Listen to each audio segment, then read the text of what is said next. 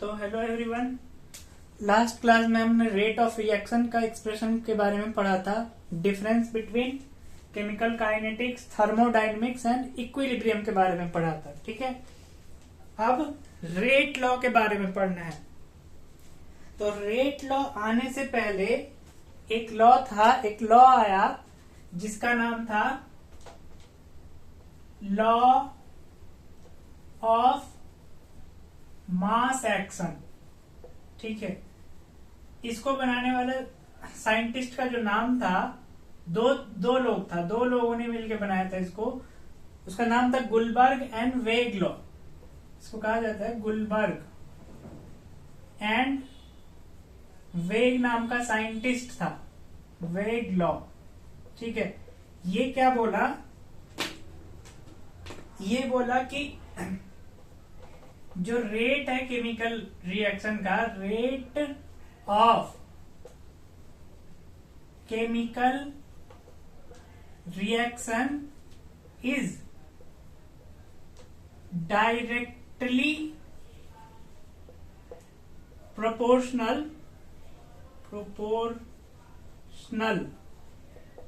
To product किसका? Product of concentration of reactant का, product of concentration of reactant. ठीक है, raise to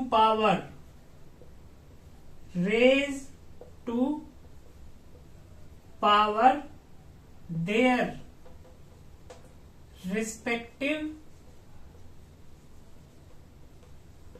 stoichiometry coefficient. Stoichiometry coefficient. ठीक है, फॉर एग्जांपल कोई भी केमिकल रिएक्शन है, कंसंट ए एक रिएक्टेंट है, इसका स्टोइकियोमेट्री हो गया ए। ठीक है, प्लस स्टोइकियोमेट्री बी, रिएक्टेंट हो गया बी, ये मिलके बना रहा है प्रोडक्ट। ठीक है, प्रोडक्ट बना रहा है। तो अब इसके अकॉर्डिंग जो इस रिएक्शन का रेट है वो लिखा गया, rate is directly proportional to किसका? प्रोडक्ट ऑफ कंसंट्रेशन लेना है, प्रोडक्ट ऑफ कंसंट्रेशन यानी concentration of A, concentration of B. उसके बाद क्या बोला? Raise to power their respective stoichiometry coefficient, यानी कंसंट्रेशन ऑफ ए का पावर, इसका स्टोइकियोमेट्री कोएफिशिएंट ए, बी का पावर, इसका स्टोइकियोमेट्री कोएफिशिएंट बी, ये। ठीक है, गुलबर्ग एंड वेग लोगों ने ये बोला। लेकिन मैंने बहुत सारा ऐसा केमिकल रिएक्शन है, बहुत सारा ऐसा केमिकल रिएक्शन होता है जिसमें रेट जो है वो कंसंट्रेशन ऑफ रिएक्टेंट पे डिपेंड नहीं करता है। ठीक है, वो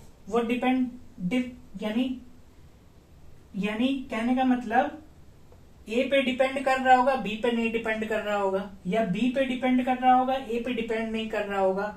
तो ये चीज फेल हो गया, दिस इज फेल्ड। ठीक है, क्योंकि बहुत सारा ऐसा रिएक्शन आया जिसमें रेट जो है वो किसी ना किसी कंसंट्रेशन ऑफ रिएक्टेंट पे डिपेंड नहीं कर रहा होता है। ठीक है, तो अब आया रेट लॉ। अब इसको इरेज करते हैं। लॉ ऑफ मास एक्शन के बाद आया रेट लॉ। अब रेट लॉ क्या कहता है? अब आया rate law. According to rate law, ठीक है, कोई भी केमिकल रिएक्शन है, ए, इसका स्टोइकियोमेट्री कुछ भी हो, बी से प्रोडक्ट बन रहा है, ये product, P for product.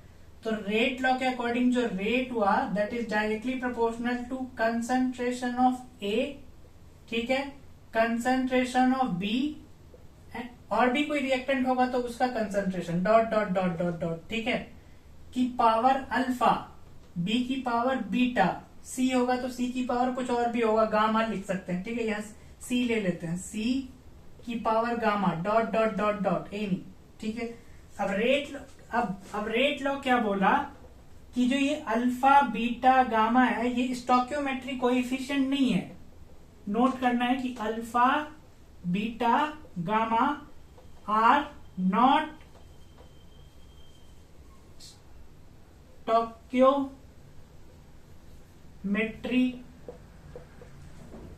Coefficient. ठीक है, रेट लॉ क्या बोला कि अल्फा, बीटा, गामा, ये जो है इसको एक्सपेरिमेंट के थ्रू डिटरमाइन करते हैं। They are experimentally determined. Alpha, beta, gamma are experimentally determined. ठीक है, अल्फा, बीटा, गामा का जो भी वैल्यू होगा वो एक्सपेरिमेंट के थ्रू डिटरमाइन करते हैं हम। ठीक है, स्टोक्योमेट्री कोएफिशिएंट नहीं है। अच्छा, दूसरा, ऑर्डर ऑफ दिस रिएक्शन अगर हमको बताना है, order of this chemical reaction, तो वो ऑर्डर होगा alpha plus beta plus gamma, और भी अगर कोई रिएक्टेंट होगा तो वो डैश डैश डैश। ठीक है, तो जब alpha, beta, gamma experimentally determined है तो ऑर्डर ऑफ रिएक्शन भी एक्सपेरिमेंटली डिटरमाइंड क्वांटिटी होता है। Experimentally determined. ठीक है, दूसरा, ऑर्डर ऑफ अ रिएक्शन, इसका value it can be positive, ठीक है, it can be negative, it can be zero, it can be fraction quantity also, it can be fraction। ठीक है, तो ये हो गया ऑर्डर के बारे में, रेट लॉ के बारे में। ठीक है, अब इतना नोट करने के बाद अब इसको इरेज करते हैं पहले। ठीक है, तो ये हो गया alpha, beta, gamma stoichiometry, not stoichiometry coefficient. दूसरा point, they are experimentally determined. ठीक है, और ऑर्डर ऑफ एनी रिएक्शन निकालना है तो alpha plus beta plus gamma करना पड़ेगा। ठीक है,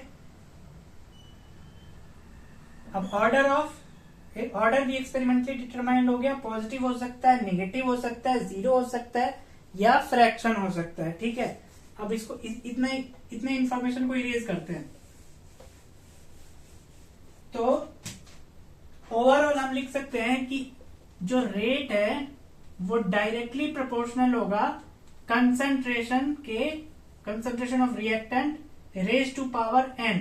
this n is experimentally determined. ठीक है, अब जब डायरेक्टली प्रोपोर्शनल का साइन को रिमूव करेंगे तो एक कांस्टेंट आता है, rate is equal to k।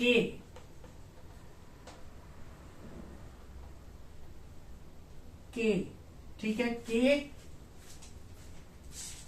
Concentration की power n।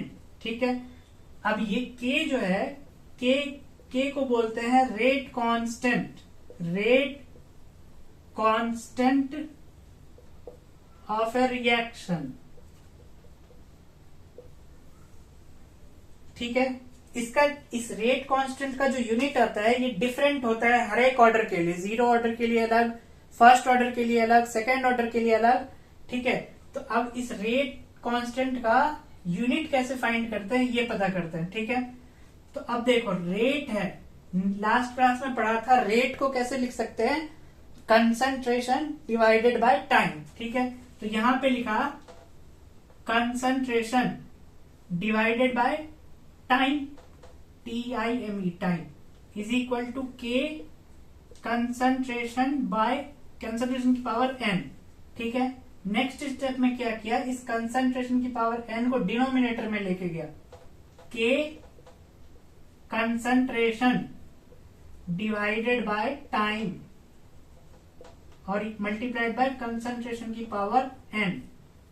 Now next case में क्या किया, इस चीज को, इस क्वांटिटी को ऊपर लेके गया। जैसे ही ऊपर ले जाएंगे तो ये n कन्वर्ट हो जाएगा माइनस साइन में। ठीक है, कंसंट्रेशन की पावर 1, यहां पे पावर 1 है। ओके, ये ऊपर आया तो कंसंट्रेशन की पावर n आया डिवाइडेड बाय टाइम। ठीक है, अब माइनस साइन के साथ अब क्या किया, इन दोनों को, अब ये तो सेम है तो दोनों को एक करके अगर लिखेंगे तो क्या लिख सकते हैं, कंसंट्रेशन की power 1 minus n divided by time. ठीक है, अब इसको यहां इरेज करते हैं। दूसरा, अब हम कंसंट्रेशन जानते हैं, कंसंट्रेशन को क्या लिख सकते हैं, मोल पर लीटर लिख सकते हैं। ठीक है, तो अब इस कंसंट्रेशन को रिप्लेस कर दिया, यहां लिखते हैं, इस कंसंट्रेशन को रिप्लेस कर दिया मोल पर लीटर की पावर 1 माइनस एन, और टाइम को ऊपर लेके चले गए यहां पे, तो टाइम इनवर्स। ठीक है, ये हो गया के का जनरल यूनिट एक्सप्रेशन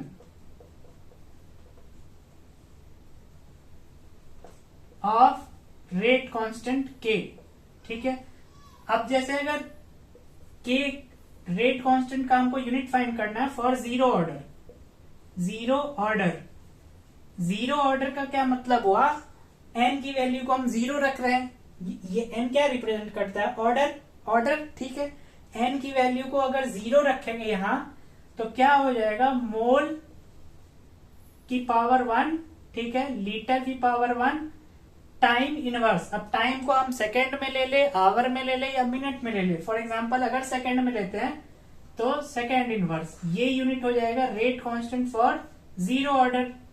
और इसको क्या लिख सकते हैं, और लिख सकते हैं mole litre inverse second inverse. ठीक है, लीटर को ऊपर लेके चले गए। ठीक है, उसी तरीके से हम लिख सकते हैं रेट कांस्टेंट का और रेट कांस्टेंट का unit for first order reaction बोल रहे हैं, तो कहने का मतलब एन की वैल्यू को हम 1 रख रहे हैं। जैसे ही एन की वैल्यू 1 रखेंगे तो ये 0 हो जाएगा, तो ये भी मोल की पावर 0 यानी 1, लीटर की पावर 0 यानी 1, बचा क्या, टाइम इनवर्स। तो के का यूनिट क्या हो जाएगा for first order, second inverse, अगर सेकेंड ले रहे हैं तो। ठीक है, आवर लेते तो आवर इनवर्स आता, मिनट लेते तो मिनट इनवर्स आता।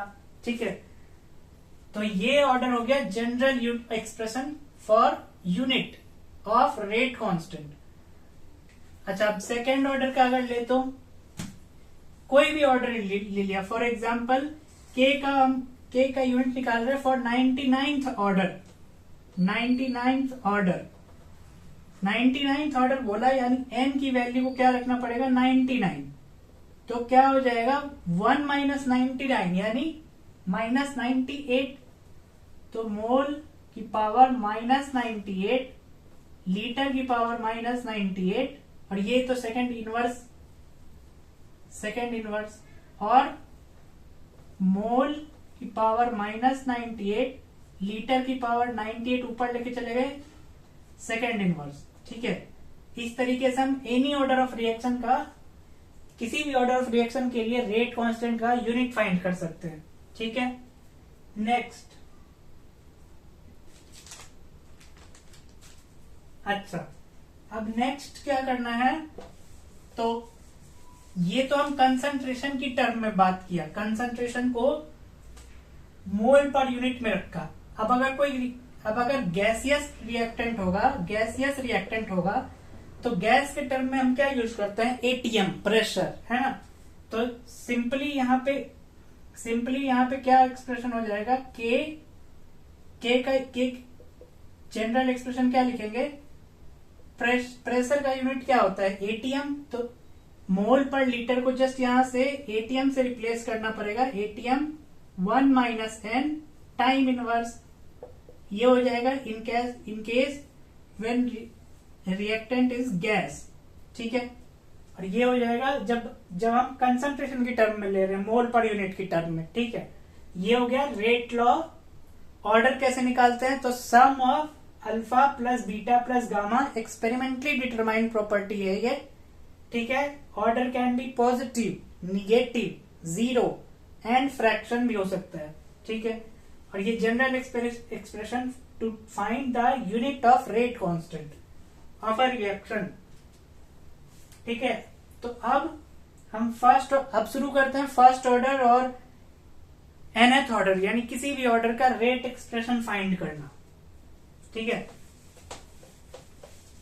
इसको इरेज करते हैं।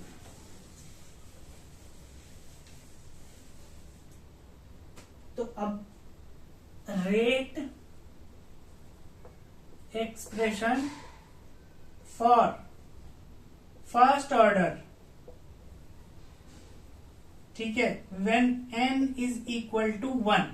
ओके, कोई भी रिएक्शन कंसीडर कर लिया, एम ए से पी बन रहा है, m हो गया इसका स्टोकियोमेट्रिक कोएफिशिएंट। ये ऑर्डर इस रिएक्शन को माना कि ये रिएक्शन फर्स्ट ऑर्डर से हो रहा है, ठीक है। तो इसका रेट क्या लिखेंगे, रेट, अब पहले इसका रेट लिखिए, रेट लिखेंगे तो रेट कांस्टेंट के, कंसंट्रेशन ऑफ ए, ठीक है। ऑर्डर क्या होगा, इस ऑर्डर 1 है तो इसके कंसंट्रेशन की पावर क्या लिखेंगे, 1, ठीक है। अब रेट ऑफ रिएक्शन हम कैसे लिखते हैं, जो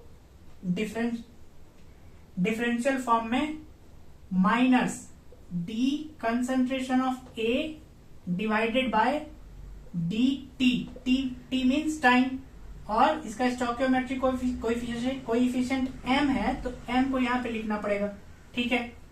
अब मान लिया कि टाइम t ये हो गया यहां पे, अब ठीक है, time t is equal to 0 पे जो कंसंट्रेशन था a का वो a नॉट था, ठीक है। एट एनी टाइम t पे इस a का कंसंट्रेशन a हो जाएगा, क्योंकि कुछ ना कुछ प्रोडक्ट में कन्वर्ट हो चुका होगा, ठीक है।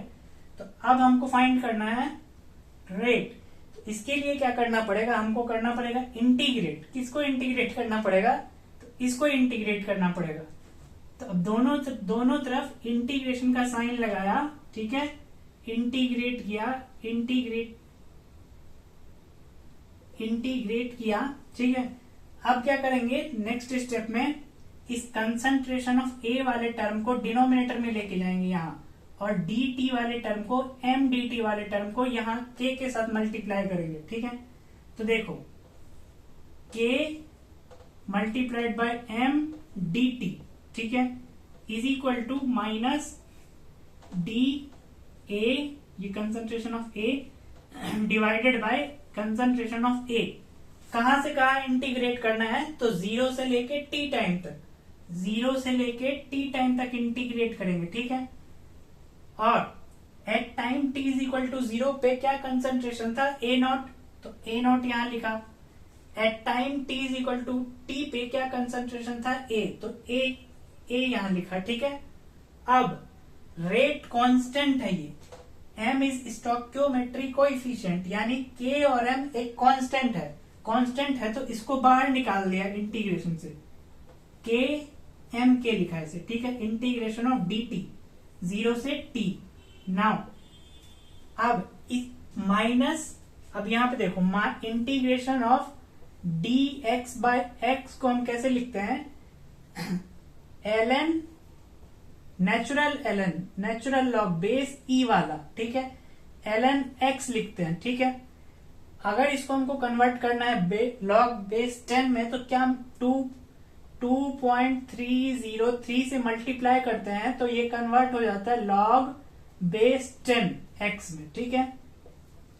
अब देखो माइनस ln ऑफ a, ठीक है, कहां से कहां तक, तो a से लेके a नॉट तक इंटीग्रेट कर रहे हैं, ठीक है।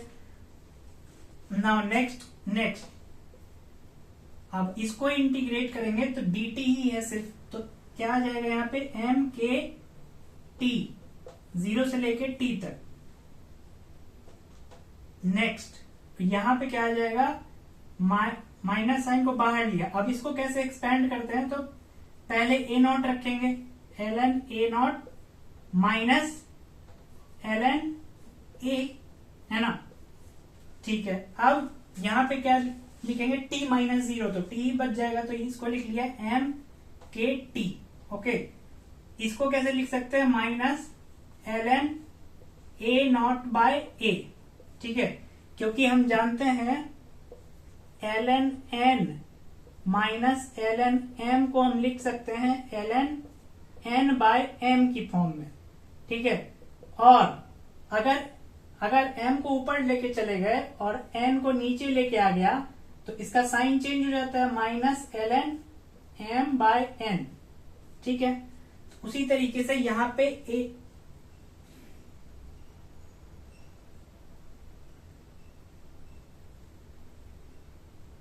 ए नॉट, ओके सॉरी यहाँ गलती हो गया, यहाँ नीचे यहाँ ए नॉट होगा, तो यहाँ पे पहले आएगा ए और ये हो गया ए नॉट, तो यहाँ पे पहले ए नीचे आया ए नॉट, ठीक है, क्योंकि ए ऊपर है ना, ए ऊपर देन ए नॉट। तो अब क्या किया, इस वाले एक्सप्रेशन में नेगेटिव साइन को हटाने के लिए ए नॉट को ऊपर लेके चला गया और ए को डिनोमिनेटर में भेज दिया, ठीक है। यहां पे अब लिखते हैं M K T is equal to L N A naught by A, ठीक है। अब इस एक्सप्रेशन को दो तरीके से पढ़ते हैं, दो डिफरेंट वे में मॉडिफाई करते हैं इसको, ठीक है। यहाँ पे बेस ई है, ठीक है, तो अब इस ln को हटाने के लिए हम लिख सकते हैं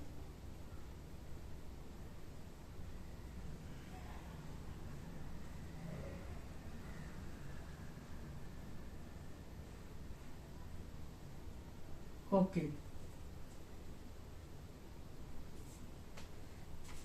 इसको पहले इरेज करते हैं, इस चीज को यहां लिखते हैं, ठीक है। M K T is equal to minus L N A by A naught, ठीक है। यहां सेम चीज को यहां से यहां नोट किया। अब इस एक्सप्रेशन से दो डिफरेंट तरीके से मॉडिफाई किया। कैसे मॉडिफाई किया, तो पहले माइनस साइन को इधर लेके गए और ln को हटाने के लिए हमको लिखना पड़ेगा e की power minus M K T, है ना। तो यहां क्या बचा, a बाय ए नॉट, ठीक है। अब इस a को कैसे लिख सकते हैं, a is equal to A naught e की power minus M K T. ये एक एक्सप्रेशन हुआ फर्स्ट ऑर्डर के लिए, ठीक है। अब देख लो, जैसे ही time t is equal to 0 रखेंगे इस एक्सप्रेशन में, तो e की पावर 0 या कोई भी क्वांटिटी की पावर 0 की क्या वैल्यू हो जाती है। देख फॉर एग्जांपल देखो, a is equal to A naught, t की पावर जैसे ही 0 रखा तो ये 0 हो जाएगा, यानी a बचेगा ए नॉट के बराबर, which is true. Time t is equal to 0 पे कंसंट्रेशन ऑफ a का क्या था, ए नॉट था, ठीक है। अब दूसरा क्या मॉडिफाई किया कि ए नॉट को ऊपर ले गया और ए को नीचे लाया, ठीक है। तो ये क्या हो गया, M K T is equal to L N E A naught by A, ठीक है। अच्छा, अब इसको लॉग बेस 10 में कन्वर्ट करते हैं, तो लिखेंगे M K T is equal to base 10 में कन्वर्ट कर रहे हैं तो 2.303 log of A naught by A, ये एक्सप्रेशन हुआ। और दूसरा इसको डिनोमिनेटर में लेके चलेगा तो time is equal to 2.303 divided by M K log A naught by A लिखेंगे। ये हो गया दूसरा एक्सप्रेशन। एक तो ये एक्सपोनेंशियल फॉर्म वाला और एक ये लॉग वाला, ठीक है। नाउ इसको यहां से इरेज करते हैं। ये जो a है ये क्या रिप्रेजेंट कर रहा है कि देखो इनिशियली ए नॉट था, ठीक है। एट टाइम t पे कुछ ना कुछ माइनस हुआ होगा, यानी ए नॉट में से कुछ ना कुछ माइनस एक्स माइनस हुआ तो एक्स प्रोडक्ट बना होगा। तो a रिप्रेजेंट कर रहा है ए नॉट माइनस एक्स की वैल्यू को, ठीक है। तो इसीलिए यहाँ पे इसको फर्दर लिख सकते हैं कि time is equal to 2.303 divided by M. M is stoichiometry coefficient, चाहे उसका वैल्यू अगर 1 दे दे तो m हट जाएगा, 2 दे दे तो 2 यहां लेना है, ठीक है। Log of A naught divided by A की वैल्यू को लिख सकते हैं ए नॉट माइनस एक्स, ठीक है। तो ये दो फाइनल एक्सप्रेशन हुआ फॉर फर्स्ट ऑर्डर रिएक्शन, एक ये वाला और एक ये एक्सपोनेंशियल वाला, ठीक है। This is rate expression for first order जहां पे n की वैल्यू 1 को लिया गया, ठीक है। तो ये फर्स्ट ऑर्डर के लिए हो गया। अब पढ़ना है फॉर एनी ऑर्डर के लिए अब पढ़ना है, ठीक है।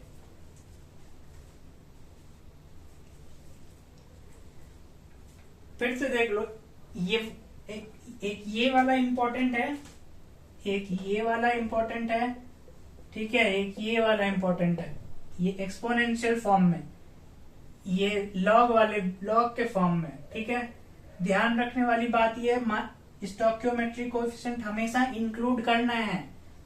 जब मोस्ट ऑफ द केस में m की वैल्यू 1 देता है, लेकिन कभी कभी एग्जाम में क्या होता है, m की वैल्यू 2 दे देता है, उस वक्त याद नहीं रहता है कि यहाँ पे m भी इंक्लूड करना है, ठीक है, तो ये ध्यान रखना है। नाउ नेक्स्ट फॉर, अच्छा अब इसको मिटाते हैं, इरेज करते हैं।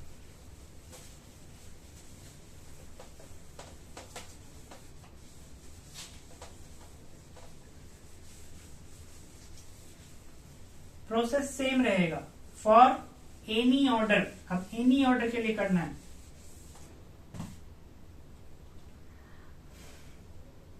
यहां पे सिंपली लिख देते हैं when n is not equal to 1, ठीक है, और फर्स्ट हटा करके यहां पे लिख देते हैं rate expression for any order except n is equal to 1। Okay, तो फिर से अगेन यही सेम चीज रखा, ये रिएक्शन है m a से p, ठीक है, ये nth ऑर्डर का रिएक्शन है, nth ऑर्डर का रिएक्शन है, तो इसका रेट कैसे लिखेंगे, rate is equal to k, rate constant, ठीक है, concentration of a, nth order बोल रहे हैं, तो a की पावर क्या होना चाहिए, n, a की पावर n रख दिया अब यहां, ठीक है, और इसको डिफरेंशियल वाले फॉर्म में लिखना है, तो minus d concentration of a divided by dt, और m जरूर लेना है, बहुत इंपॉर्टेंट चीज है, ये छूट जाता है तो दिक्कत हो जाती है। नाउ अगेन इंटीग्रेट करेंगे, इंटीग्रेट कहां से कहां तक, 0 से t और a0 से a तक, तो 0 से t इंटीग्रेट कर रहे हैं और यहाँ पे a0 से लेके a तक इंटीग्रेट कर रहे हैं, ठीक है। अगेन इस वाले टर्म को नीचे भेजा और इस वाले टर्म को यहां पे लेके आ गया, k integration of m dt, 0 to t integrate कर रहे हैं, we are integrating 0 to t integration of minus d concentration of a by concentration of a की power n from a naught to a। Okay, now इसको क्या लिख सकते हैं, इसको लिख सकते हैं k m k t, direct लिख लिया 0 टू t। अच्छा, यहां पे क्या किया, इसको ऊपर लेके गए, न्यूमेरेटर में लेके गए, तो कंसंट्रेशन ऑफ a की पावर माइनस n हो जाएगा dA a naught to a, ठीक है। अब फिर से जब हम इंटीग्रेट करते हैं x dx को, तो इसका रिजल्ट क्या आता है, x की, यहाँ पे x की जो भी पावर n है, x की पावर n अगर ले रहे हैं, x की वैल्यू n प्लस 1 हो जाता है, डिवाइड में n प्लस 1 आता है ना, ये इंटीग्रेशन, ये इस इंटीग्रेशन का ये रिजल्ट आता है, ठीक है। तो उसी तरीके से यहां पे क्या है, ये तो हो गया m के t लिख लिया, ठीक है, t माइनस 0 बचेगा t ही, ठीक है। यहां पे क्या लिख सकते हैं, माइनस कंसंट्रेशन ऑफ a की पावर माइनस n है, उसके बाद प्लस 1, माइनस n प्लस 1, ठीक है, डिवाइड में माइनस n प्लस 1, कहां से कहां तक, तो a नॉट से लेके a तक, ठीक है। अब इसको यहां सॉल्व करते हैं, दिस गोज हियर, तो अब अगेन ये हो गया m के t is equal to, minus का साइन बाहर है, ठीक है, पहले a रखा फिर a नॉट रखा, माइनस का साइन बाहर ही है, a रख रहे हैं, a की power minus n plus 1 divide by minus n plus 1, minus आता है बीच में, a नॉट की power minus n plus 1 divide by minus n plus 1, ठीक है। अब इस माइनस साइन को अंदर लेके जा रहे हैं, तो जैसे ही अंदर लेके जाएंगे तो इसके साथ मल्टीप्लाई होगा तो क्या कन्वर्ट हो जाएगा, 1 माइनस n हो जाएगा, उल्टा हो जाएगा, तो ये a की पावर माइनस n प्लस 1 इसके साथ मल्टीप्लाई कर रहे हैं, इसका मल्टीप्लीकेशन इसके साथ, तो कन्वर्ट हो जाएगा 1 माइनस एन में, ठीक है। और इसका मल्टीप्लीकेशन इसके साथ कर रहे हैं, तो बीच वाला माइनस को माइनस ही रखा, ठीक है। A naught minus N plus 1, यहां पे माइनस एन प्लस 1 है, divide by 1 minus N. Okay, now next case में, अच्छा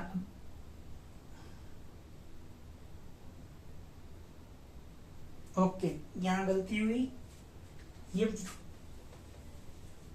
देखो माइनस एन है तो एन किस में कन्वर्ट हो जाएगा, प्लस एन में, और प्लस 1 कन्वर्ट हो जाएगा माइनस में, ठीक है। एन और प्लस 1 है तो प्लस 1 कन्वर्ट हो जाएगा माइनस में, ठीक है। अब इस n माइनस 1 को हम लेके चले गए इसके साथ मल्टीप्लाई करने के लिए, तो m k n minus 1 t रखा, ठीक है। और इधर इसको, ये न्यूमेरेटर में है, तो इसको डिनोमिनेटर में लेके आ गए, तो 1 a की पावर जैसे ही नीचे लेके आए तो ये किस में कन्वर्ट हो जाएगा, 1 माइनस एन में, सॉरी ये कन्वर्ट हो जाएगा n माइनस 1 में, है ना। नीचे जाएगा तो n प्लस हो जाएगा, 1 माइनस में आ जाएगा, माइनस 1 अपॉन ए नॉट की पावर n माइनस 1, ठीक है। नाउ अब हम इस वाले टर्म को राइट साइड लेके, ये फाइनल एक्सप्रेशन बन गया, अब जस्ट इसको अरेंज कर रहे हैं ताकि ये थोड़ा सा डिसेंट टाइप दिखे, ठीक है। 1 अपॉन ए की power n minus 1 is equal to 1 upon A naught की power n minus 1 plus m k n minus 1 t। ये हो गया फाइनल एक्सप्रेशन और general expression for any order except n is equal to 1। n is equal to 1 का अलग से निकाला था, ठीक है। तो ये इंटीग्रेशन हो गया।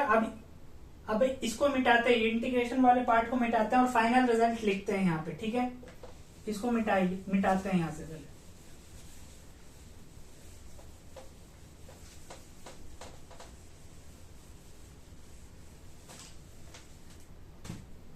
फाइनल यहां पे रिजल्ट लिखते हैं जनरल।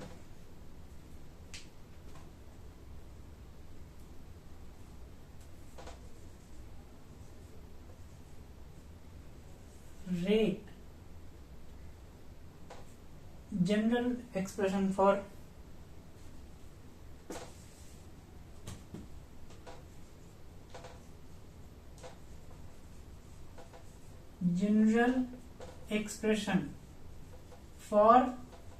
any order